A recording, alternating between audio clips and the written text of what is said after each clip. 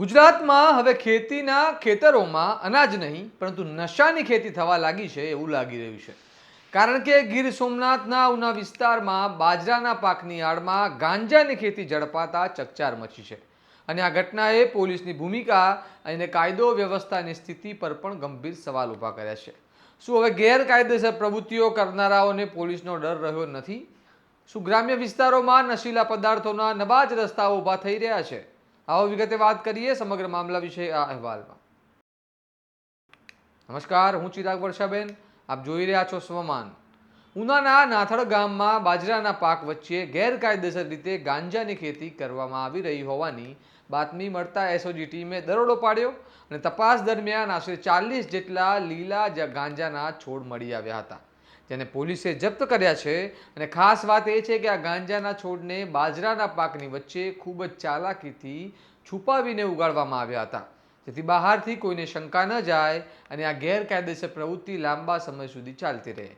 પોલીસે આ મામલે એનડીપીએસ કાયદા હેઠળ કાર્યવાહી શરૂ કરી છે અને સંકળાયેલા ખેડૂતની કડક પૂછપરછ ચાલી રહી છે.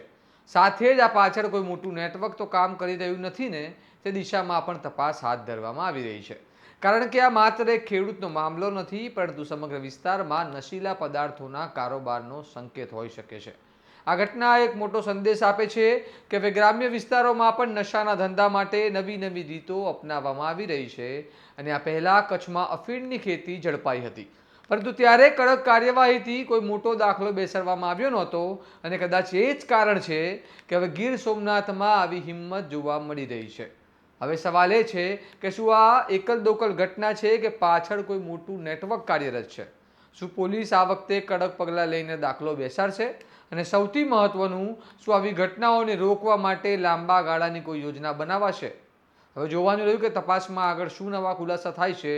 હાલ માટે ઉનાનો આ કેસ પોલીસ માટે એક મોટી સફળતા છે, પણ સાથે સાથે એક ચેતવણી પણ છે કે જો સમયસર કડક પગલાં ન લેવાય તો આવી પ્રવૃત્તિઓ વધુ ફેલાઈ શકે છે.